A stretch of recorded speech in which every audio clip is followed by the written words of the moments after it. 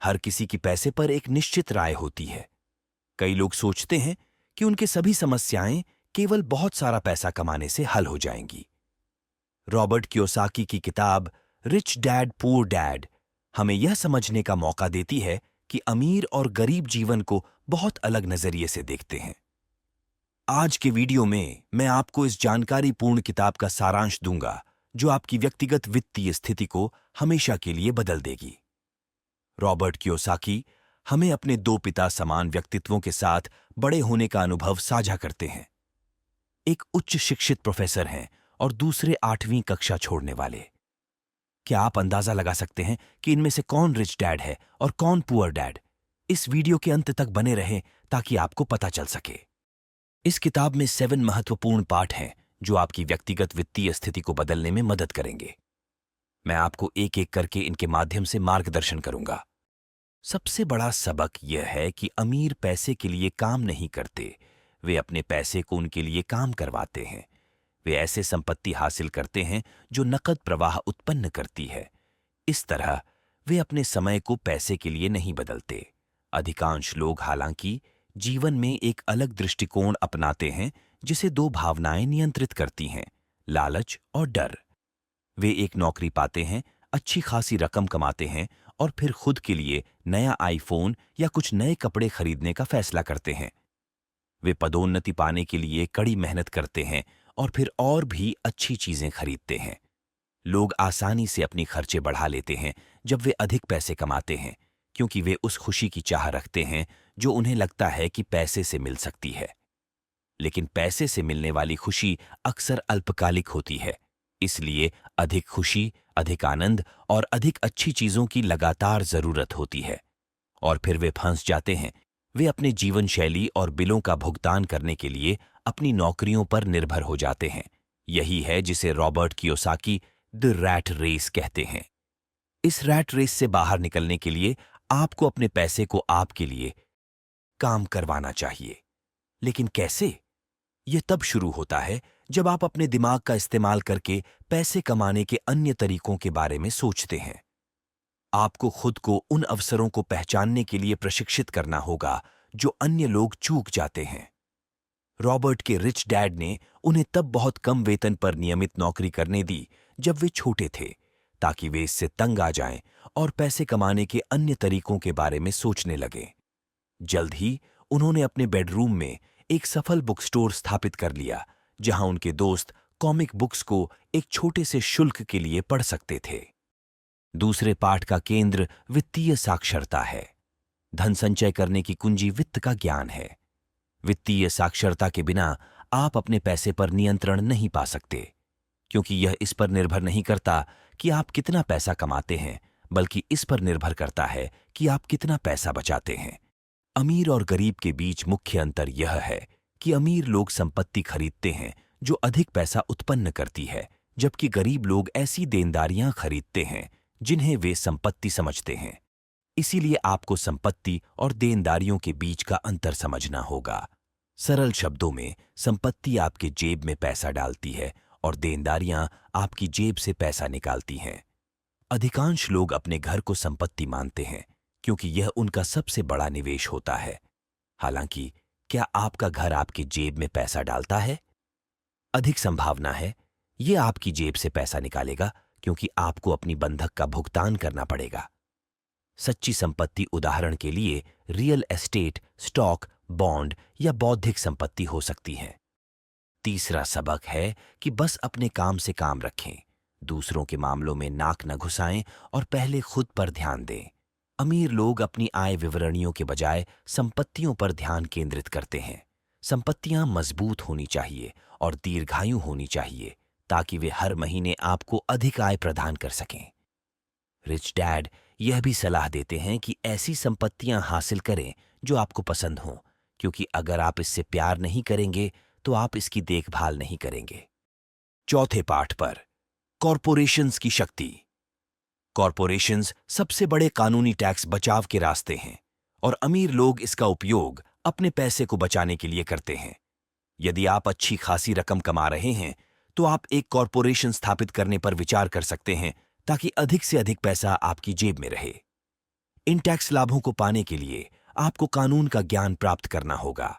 ये आपके वित्तीय आईक्यू को बढ़ाने का हिस्सा है। वित्तीय आईक्यू को 4 क्षेत्रों में प्रशिक्षित किया जा सकता है। 1. लेखा संख्याओं की समझ। 2. निवेश, आपके पास मौजूद पैसे का उपयोग करके अधिक पैसा कमाना। 3.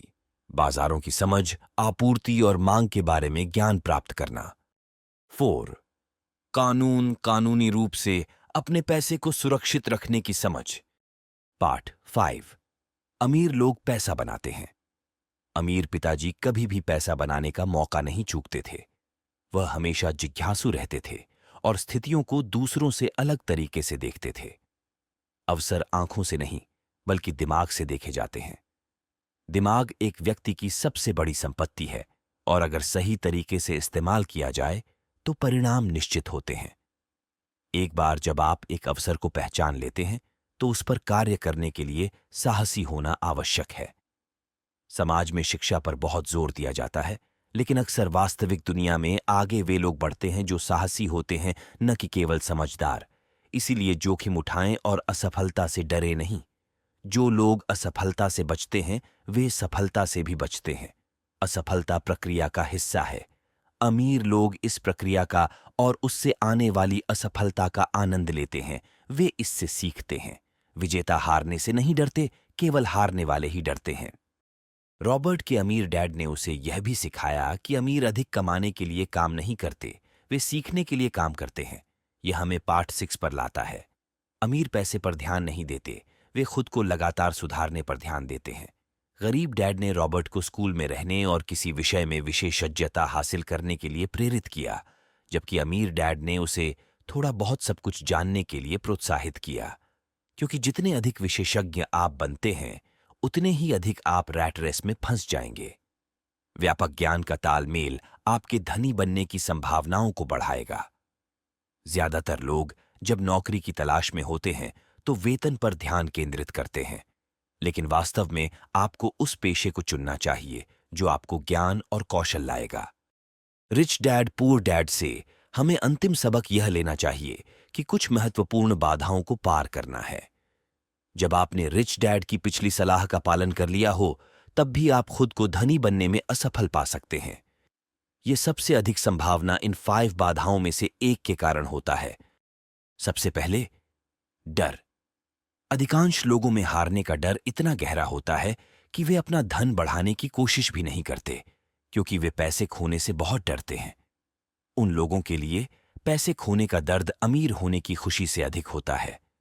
हर कोई डर का सामना करता है, यहां तक कि अमीर भी, लेकिन महत्वपूर्ण बात यह है कि आप उस डर को कैसे संभालते हैं। अमीर लोग अपने डर को संभालते हैं, चाहे वह असफलता का डर हो, हारने का डर हो या कोई भी डर जो उन्हें पैसा कमाने से रोकता हो। अवरोध संख्या 2, संशय और आत्मसंदेह। कई लोगों में महान क्षमता होती है, लेकिन वे आत्मसंदेह से बंधे होते हैं। यह संदेह अक्सर हमें पंगु बना सकता है और हमें बड़ी सफलता प्राप्त करने से रोक सकता है। संदेह या तो भीतर से आता है या बाहर से, यहां तक कि आपके परिवार और दोस्तों से भी। कुंजी है किसी भी संदेह को अवरुद्ध करना। 3. आलस्य। हम मनुष्यों में स्वाभाविक रूप से आलसी होने की प्रवृत्ति होती है, क्योंकि जितना कम प्रयास किया जाए उतने अधिक जीवित रहने की संभावना होती है। आलसी होने से बचने की कुंजी थोड़ी लालच होनी चाहिए। अपने आप को स्पष्ट करें कि आप जीवन में क्या चाहते हैं और उसे पाने के लिए जुट जाएं। रिच डैड शायद ही कभी रॉबर्ट को कुछ सीधे देते थे, बल्कि वह उससे पूछवाते थे, मैं इसे कैसे खरीद सकता हूं, ताकि वह अपने दिमाग को काम में लगा सके। बाधा 4, बुरी आदतें। हमारी जिंदगी हमारे दैनिक आदतों का प्रतिबिंब होती है, इसलिए आपको अपनी बुरी आदतों को दूर करना होगा। बहुत से लोग पैसे के मामले में बुरी आदतें रखते हैं। वे इसे संपत्तियों के बजाय देनदारियों पर बहुत आसानी से खर्च कर देते हैं। वे अपना पैसा गलत क्रम में खर्च करते हैं। गरीब पिता हमेशा अपनी मजदूरी मिलने के बाद पहले अपने बिलों का भुगतान करते थे। इसके बाद अक्सर बचत करने के लिए बहुत कुछ नहीं बचता था।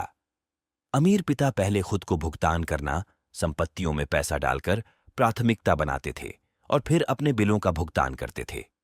वे हमेशा अपने बिल समय पर चुकाते थे, लेकिन पहले खुद को भुगतान करने को प्राथमिकता देते थे, ताकि अगर उनके पास बिलों का भुगतान करने के लिए पैसे कम पड़ जाते तो वे आविष्कारी समाधानों के साथ आ सकें।